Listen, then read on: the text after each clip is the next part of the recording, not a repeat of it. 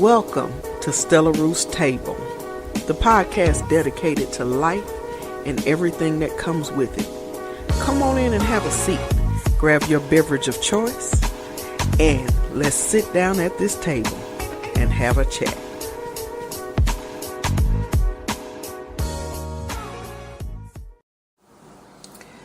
Alrighty, my darlings, before we get started on today's podcast, I have a very special spotlight for you. Today's spotlight is on another YouTuber named Deontay Burden, and the name of his channel is Changing Lives, hosted by Deontay Burden. I'm really enjoying watching his channel. He has, he's done some live streams. One of the ones that I really liked is the one that he did called Why I Love Coaching and Mentoring. Why I Love Coaching and Mentoring, if I could actually speak correctly. Why I Love Coaching and Mentoring, or What Are You Willing to Sacrifice to Be Successful? I am really enjoying watching his channel. So what I want you guys to do is I'm going to put some links attached to the podcast, but I want you guys to go over to Changing Lives, hosted by Deontay Burden. And I want you to subscribe to his channel, watch the videos, share the videos with other people. Let's get his views up. Let's get his subscribers up. Let's show Mr. Burden some love. He has a wonderful personality and you will enjoy his channel. Go give him a try.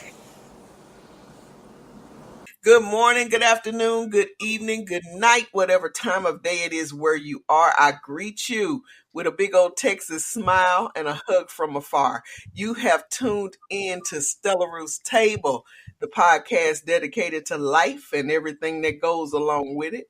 I am your wonderful, lovely host, Kimberly Brown, and I am unapologetically myself because I don't know how to be anybody else. So now on this morning, my wonderful listeners, you all know that I'm trying to bring back the art of conversation where we actually have conversations with each other instead of texting and emailing and FaceTiming and all of that good stuff. I want to actually talk to you. Used to be back in the day when you got over to Big Mama's house. That's my grandmother. When you got to Big Mama's house, the family be laughing and talking. We sat at the table and we would talk about some of everything. And I want that back. I want that feeling back in my life. So that's why we are having these wonderful conversations. So this morning or today, we are still in the midst of our Women Talking series. And I have some very, very special guests this morning. My first guest, you guys have heard her voice before.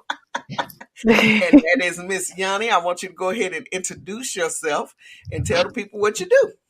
Well, good morning. Welcome.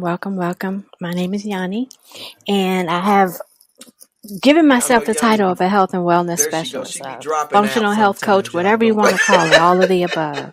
Just trying to help people to live their best life and be as healthy as possible. I lost her. Doggone it. Hello. Oh, there y'all are. I'm going to have to edit that one. Okay. Mr. Burden, you there? Yeah, I'm here. Yanni, you there? I'm here. Okay, because you dropped out for a minute. Okay, so y'all know who Miss Yanni is, and she is dedicated to getting people healthy one person at a time. Right? That's it. That's it. She's a healthcare professional and she wants everybody in the world healthy. So now my other special guest this morning, I've been really looking forward to this. This gentleman has a wonderful, wonderful YouTube channel I've been watching. I don't know if he noticed, but I've been watching and I am thoroughly impressed. So I'm going to let him introduce himself. Go ahead, sir. Okay, good morning, everyone. I'm Deontay Burden, and I'm accountant by profession, but I'm also a serial entrepreneur. I've been in the financial services industry over 20 years, and also I own a business service firm, Majestic Business Services. We're at the tail end of tax season, so I've been putting in 20-hour days. Ooh. So I'm rolling with a lot of caffeine right now, but as Kimberly mentioned, I'm also the host of Changing Lives, hosted by me, Deontay Burden. It's a YouTube channel where we talk about business, finance, entrepreneurship, parenting, a whole lot of life issues. I've been a youth football coach and track coach for almost the past 20 years. So I think I bring a lot of life experiences to the table, where I'm not necessarily speaking hypothetically. And so my biggest thing is to share those same experiences and knowledge that I have, and have that dialogue, because I'm very big on especially with the Black community. I don't necessarily like us having groupthink. My biggest thing is to promote us thinking independently, instead of just going what Deontay says or that person says. Being able to open your mind up and think, ask questions like why, and also, most importantly, once you find issues that's wrong, let's make solutions instead of just hauling around, hypothetical, ideas and answers and stuff. So that's really what we try to do with the show. Again, that's Changing Lives. We stream every Thursday at 8 p.m. Eastern Standard Time. But you can just go to the YouTube channel, subscribe to it, or Changing Lives, or put in Deontay Burton. And we appreciate all the support. And I appreciate the opportunity, first and foremost, for letting me come on your show this morning. Oh, thank you. Thank you. Y'all see, I told y'all he was interesting. We're going to have him back for some business talk, too. Awesome. We need that. Because I am an entrepreneur, and so is Miss Yanni. Awesome. So we are learning to build we're learning to build our craft and build our business. And so, so we're going to have you back for some business talk, too. But this morning, our subject is Mars and Venus. So we're talking about the differences between men and women and how we handle certain situations. Okay. So now, Mr. Deontay, is it okay for me to call you Deontay, sir? Yes, you can. You can call me Deontay. You can call me D, whichever you're comfortable with. Okay. Okay. So let's talk about the basic needs in a relationship for a woman versus the basic needs for a man. Well, the basic needs, I would just say, in terms of a man, I look at, and I've been married 18 years, and I've been with my wife over 20. We have 4 sons, and so I got a unique perspective of that. I don't, and I know the dynamics of dating has changed over years since me and my wife were boyfriend and girlfriend. But typically, what I look at in terms of what men typically seek is 4 things: is companionship, communication, somewhere withal by finances, and sex. We're very simple creatures. Okay. So if we're kind of, staying in that realm of those 4 items, I think men are okay. Now, some a little bit more important than the others between those 4, but I think as long as those 4 are getting met, in some shape, form, or fashion, most men are content. Okay. And what would you say, Yanni, is our basic needs as a woman in a relationship? I would. Women are from Mars and men are from Venus. Would you say? I think that emotionally, on an emotional level, all of those things are important to me personally. That Deontay just mentioned, but the emotional connection to me is important. Right. As far as I'm concerned. And I think I speak for a lot of women that, who feel the same way. Some may be different, but me personally, it's got to be an emotional connection. And that's number one for me. And it seemed like for me, if we're connecting on that level, then everything else just kind of falls into place. Right. And see, for me, in a relationship, and women are emotional creatures. So the emotion, like you said, the emotional connection is really important for us. But I also I have to have the emotional connection. That's an absolute must. I need stability, and I'm not saying stability in finances because things happen. Yeah. I need stability knowing that you and I are in this together, and I don't have to worry about nobody else. Mm-hmm. And I don't have to worry about if she over here smiling at you, why is she smiling? I don't have to do that. Right. I don't, for me, I have to have the stability. I have to have the emotional connection, and I have to have affection. That's important to me because if you're not showing me any affection, if you can't hold my hand in public, I got a problem. Yeah. Yeah. I have a problem if when I go to hold your hand, you say, "No, go on now." No, I have a problem with that. So, but with women being emotional creatures, our basic needs are tied to our emotions. Our basic needs are tied to our heart. Mm-hmm. And so, with us feeling that way, we need that. And men, of course, need that. Men are structured. So they need the emotion, but they need the physical. See, the physical isn't as important for us. We like the physical. Yeah.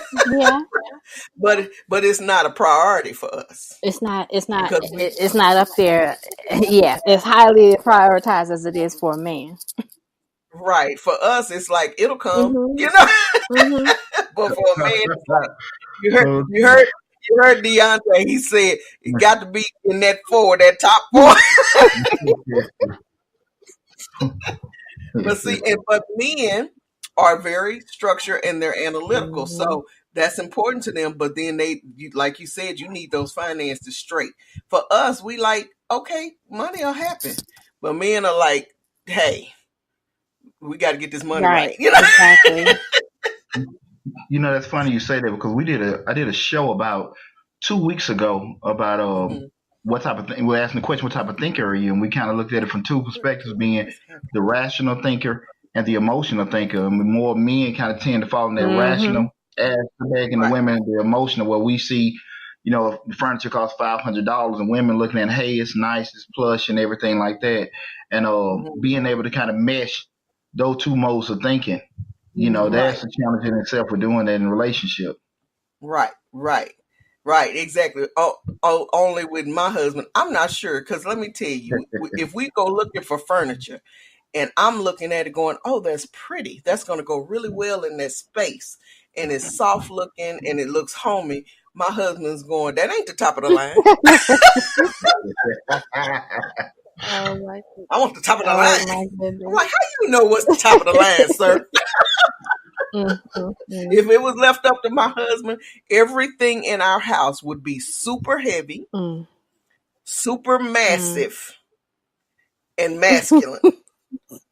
Honestly, because we have big, heavy furniture, and I'm fine with that. But I need some softness. Because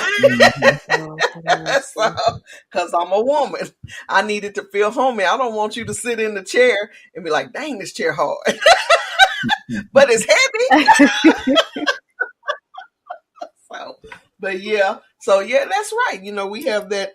I tell you what, me talk about Mars and Venus for real. And that's a perfect point, because we even look at furniture differently. Yeah. We even look at furniture differently. Now, the next thing is logic versus intuition. I like that one, because now this is my take. Men are logical thinkers. They see the black and white of just about everything. They just see, let me give you a situation. Say there is a woman at your husband's job that's a little friendly.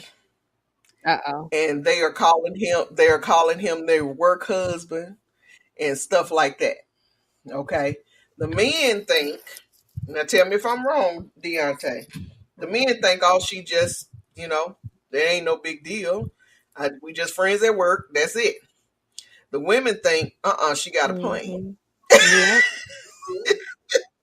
She got a plan, and she trying to work the plan, and she after you.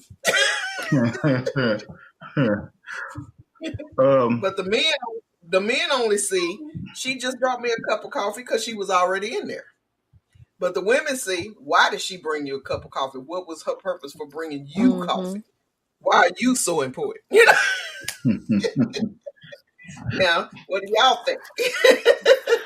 Oh Lord, I think it's an agenda there. Always, there's always an agenda, and and eventually it will show as to what that agenda is. And it can, as far as a man is concerned, it's like, oh, it wasn't a big deal. She just, whatever. No. Oh Lord. Well, let me say this. I know if a woman like me or not, and I think at the end of the day, it's on me. Just like it will be vice versa with my wife.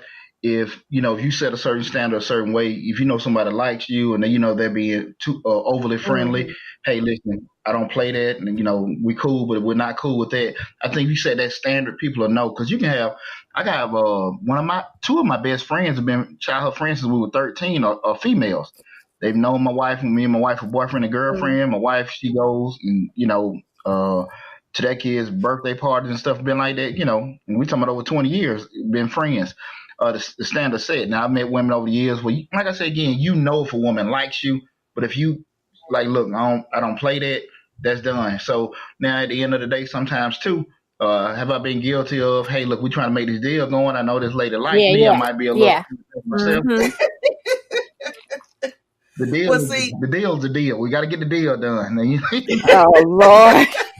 Well, see, the thing is, that is true. That's very true. That if a woman likes you, not most times, but then you have those men that are, and let me say it like this, like my husband. Okay, good man, love him to death.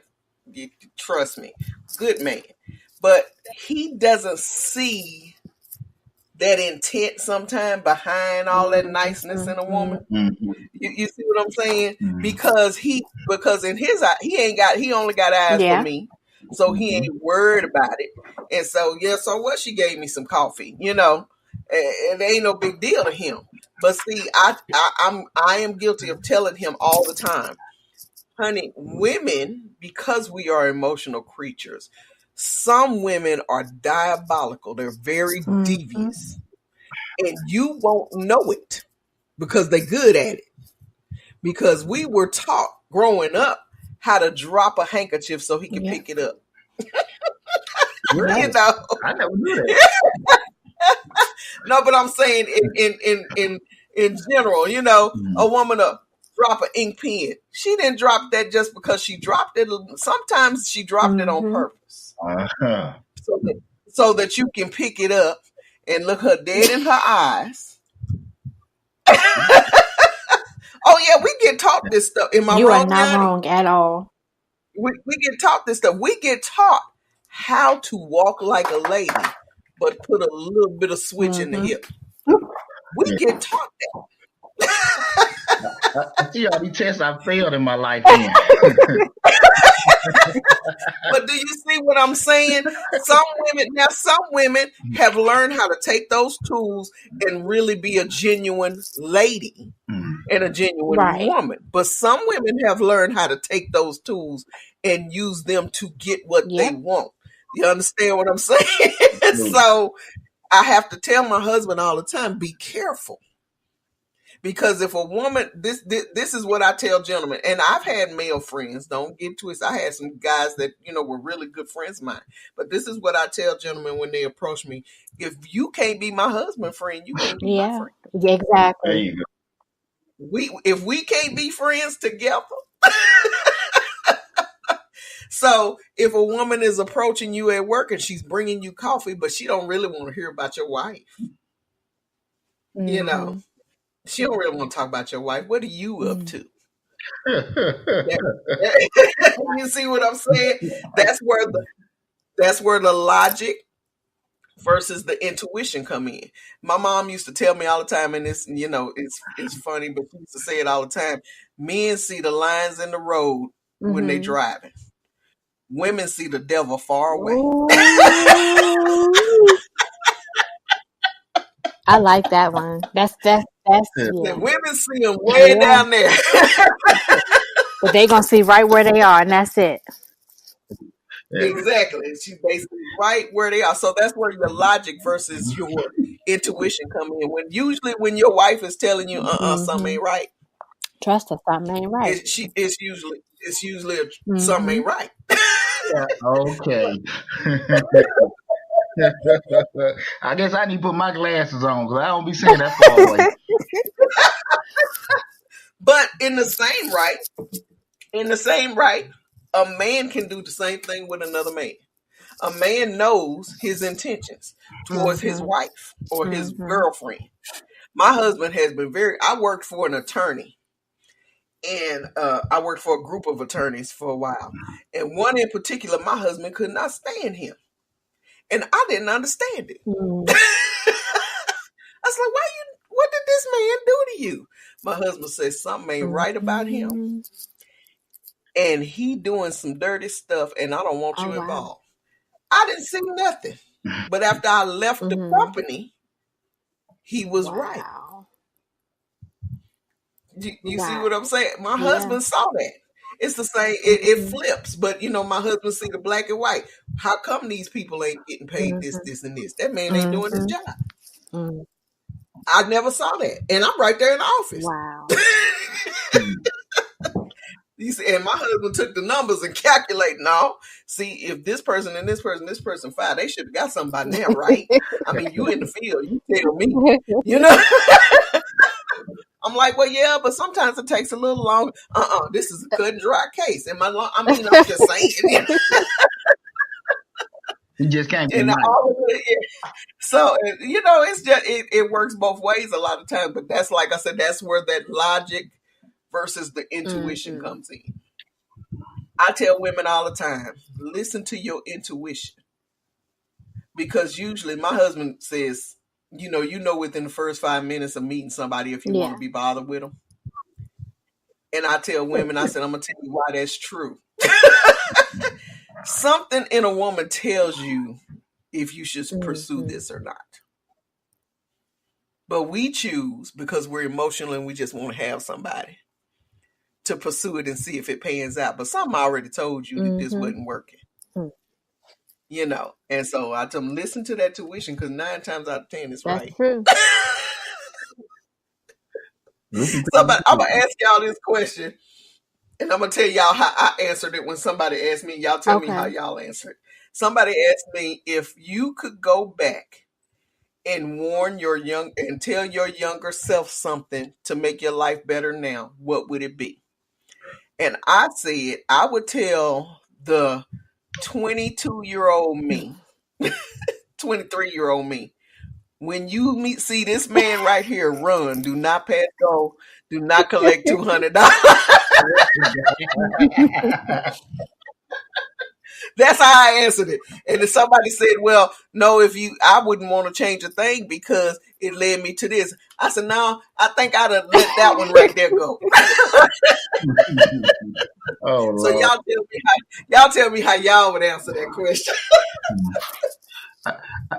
I think me personally, the biggest thing I would do if I can go back in time, and it's probably one of my main rules that I live by today, I would major in the minor. I took a lot of stuff seriously when I was younger, whereas now through life experiences, I know they didn't mean that big of a deal now. So that's one of my biggest mottos I use now, don't major in the minor. Because I spent a lot of times, even, just with business, especially with family, even with my marriage, things that really were petty. Now again, keep in mind, you're younger. And you don't have that much life experience. That's why you do certain things, but definitely don't major in the minor. The second thing is make sure that when you're doing stuff for people, make sure they got skin in the game. Because there you go. Because I'm and this is, when I say this, I'm talking about everything from in business, with family and everything. Because again, even with just say children, we can have a certain path you want your kids to do. And you can just say, cool, I want to do this. I'm going to pay for private school all these years. Just throw an example out there. And your kid gets to the 12th grade. You spent maybe a total of $40,000, $50,000 from kindergarten to 12th grade in private schools and tutors and everything. And your kid say, Dad, I want to rap. And what can you say? What can you say besides, probably cry, cuss, and everything else? But you want to make sure you have some skin in the game, that knowing, okay, this is what's going on. Or even if it's a point of loaning somebody or supporting somebody, let them have some kind of skin in the game where because again, what we want people to do and what we want things to happen in life, that's what we want. That doesn't mean that the people are going to do it, because people do what? They change their mind. The interest change. So you just want to make sure that, I think that people had a skin in the game. But those two things, not majoring in the minor, and also when you're dealing with people, doing stuff for people, make sure they got skin in the game. Those are two big things I would have told a younger Deontay. Right. There you go. I like that one. Make sure somebody got skin in the game, because if they don't care about what they're doing, then you shouldn't be investing all your stuff. That's deep, because I'm telling you, I get on my husband all the time because he wants to tell everybody what they should do with their life. And what kind of profession they should be interested in and where they should be going. And I tell him all the time, these kids got to find their own way. Mm-hmm. You decided that you wanted to be a truck driver when you were very, very young, and you walked into that, and that's what you do. However, just because you love driving trucks don't mean that that's what they want to do. Mm-hmm. You get your own truck and you got your own business. You hire your boys, they gonna run that business into the ground, because that's not what they want. Absolutely. You gotta make sure that they are interested in really in what they're trying to do. And if they don't want to do that, you can't force nobody to follow your path for them. You got to have them follow their own path. You know, I tell him that all the time, because he always, I think you ought to. And he tells me what you need to do is, I'm like, leave them kids alone. I was like, because you been investing money in a real estate business for them, and then they don't even like it in a month. And it happens all the time. Yeah. I said, no, don't do it. Okay, so Miss Yanni, what would you? Mine is so simple, because I feel like it would have saved me from so much. If I could talk to my younger self, I would say, listen to your mama more often than you do it. Because I listened to her for the most part, but a lot of times I was like, she don't know what she's talking about. In my mind, that's what I'll be saying. But man, did she know what she was talking about? Come on now. So yeah, if I could change anything or go back and tell my younger self, listen to your mama. 100% of what she says has come true, has happened. She's like, I don't know, you need to reconsider that. You need to, I wish and she would have saved me from a lot of heartache, a lot of trouble, a lot of pain, so that mine is so simple. I can't tell my mama that. I can't tell her she right. She get the big head, and then I never live it down. I can't tell her she right. Can't do it. But that's a good one. That's a good one, because I tell you what, I actually, my first husband, I married him to spite my mama. I can say that now. I couldn't say it then. I could, then I was like, I'm in love with him and I really want this, and we're going to be okay once we say I do, and da-da-da-da-da. And my mom was like, look, you need to get away from that fool. She said, you don't need to marry him. He ain't trying to be married to you. He only want to marry you because you left him. Because I left him. And then he came back and said, let's get married. You know how we are as women. Really? That's what you want? I was so young. And I was so young and so silly. And and honestly, the only reason he said, let's get married was because I left him. I was very young, and I had got to the point I was like, we were living together, and I was like, this ain't what I want. Yeah. I don't want to be somebody's girlfriend for 10, 15 years. I got to go. I can't do this, and I left. And then he came and found me. Come on, let's get married. I know that's what this is about. And my mama said, don't you marry that fool. If you don't want to be married. She said, he don't want to be married. He don't really love you. You just comfortable. And I was like, how dare she say I'm just comfortable? I'm valuable. My mother was very brutally honest. I can say that. She was brutally honest. And she said, look, you need to leave this fool alone, because she couldn't stand him. Oh, she could not stand him. And I was going to prove her wrong. You don't know. He loved me. And I love him. And I'm going to marry him. I don't care what she say. I'm going to prove her wrong. Girl. Girl, you should have listened to your mama. I'm telling y'all, and this is not an exaggeration. We went to the Justice of the Peace to get married because we didn't have a wedding, which of course was already something that I wanted but wasn't getting. We went to the Justice of the Peace, got married, immediately when we left the Justice of the Peace's house, this man cussed me out so bad. Wow. He called me everything by my name. From the driveway of the Justice of Peace's house all the way home. This man talked so crazy to me, and I didn't understand it. I was like, oh my God, what is that? Why are you so angry? Why are you going on? I mean, he went all the way off on me because nothing had happened. He just started talking crazy. And when we got to the house, he said, why are you crying? What's wrong? Yeah. I should have tore up the marriage license. You should have. That's what it sounds like. Girl, I'm telling you, and you live and learn. But I couldn't tell my mama. Mama, you were right. This fool cussed me out. I had to prove her wrong, so I was married. Mama, I'm married. She said, That's like what she said. Okay. All righty, my darlings, you have been listening to part 1 of Mars and Venus with our special guest, Deonte Burton of Changing Lives with Deonte Burton. That's a channel on YouTube. I want you guys to go check it out. And we always love it when Miss Yanni stops by just to have great conversation with us.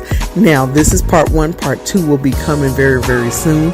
I do apologize for any technical difficulties that we had in the midst of it, but we got it all straight. So, thank you again for stopping by. Now, if you want to contact us, guys, you can find us on YouTube, Instagram, and Twitter at Stella Roof's Table. And you can send me an email to stellaroofstable@gmail.com. You can ask questions, give us suggestions for topics. I'm always loving it when you guys are contacting us and interacting with us. I thank you again for stopping by and giving us a listen. As always, I love you, love you, love you. God bless you. Live life, laugh often, and eat some good food while you're doing it. Until next time.